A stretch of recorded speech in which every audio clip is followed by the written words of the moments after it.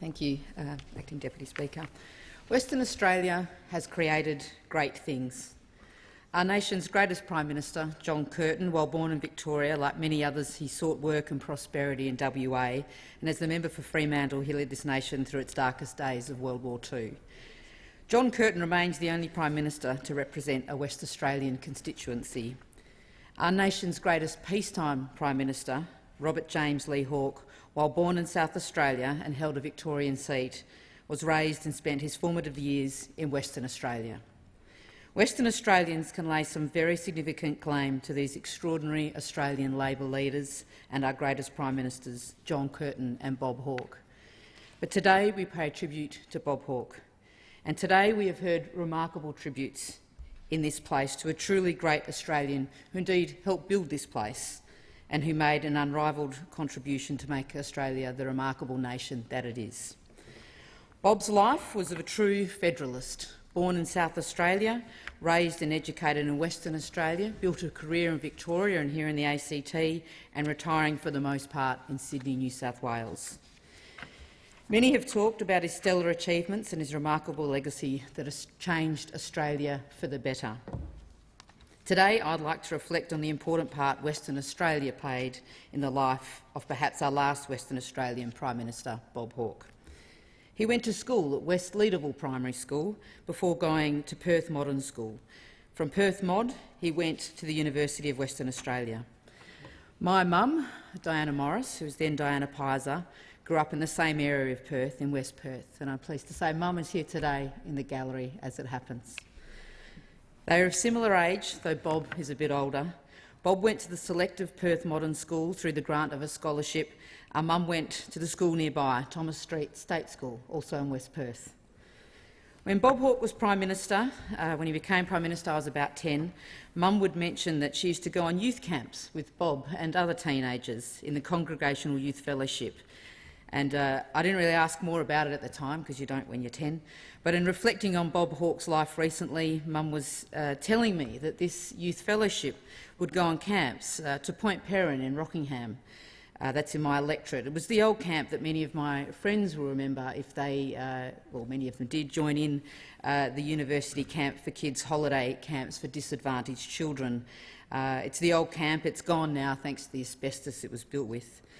The youth fellowship that included Bob Hawke, the great West Australian that he married, Hazel Masterston, my mum and her oldest friend, Ivy Heptonstall, and many others would go on long walks from the Point Perrin camp all the way around the coast along the beaches of Shoalwater Bay to McClarty Road, and they walked back again to the camp to enjoy that fellowship that formed part of growing up in Western Australia for those young people in the late 40s and early 50s. Now, anyone who walks along the beaches of Shoalwater Bay can not help be struck by the beauty of these shores and look out at bird, seal and penguin islands as they break up the horizons that stretch across the vast Indian Ocean. I sometimes think of the people that have walked across the sands of the place I call home, and it's oddly reassuring to know that Bob Hawke was one of the many people that have enjoyed Shoalwater Bay, and that he did so as part of a fellowship that included my mum, who herself returned to live across those islands some 10 years later, and it's a place we still call home. After school, Bob went to the University of Western Australia to study arts and law, a path many Western Australians have followed, including me and including my husband, Jamie King, who's also here. Bob himself has said his approach to his studies was haphazard, again a path that many follow at university, until the realisation dawns that it's perhaps better to get your act together and get on with the job at hand. Maybe it takes 5 years, maybe it takes less. In recent weeks there's been a great deal of reflection on the motorcycle accident that nearly claimed his life. Bob has said himself it was a seminal turning point of his life, and that turning point happened in Kings Park on Mount Eliza that overlooks Perth. That accident perhaps says something about the challenges of negotiating a motorbike on the winding roads of Kings Park, but more likely the accident was a reflection of the recklessness of youth that feels it is invincible. Well, like all of us, Bob Hawke was not invincible, and he learned this in WA, and after this accident he went on to thrive in his studies at the University of Western Australia. Earlier today, the Attorney-General reflected on the great beauty of the UWA campus at Crawley.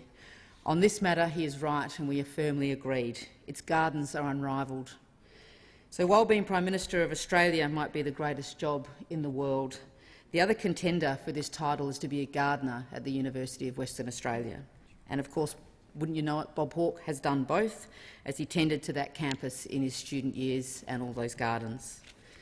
In 1950, Bob Hawke was elected as President of the UWA Societies Council.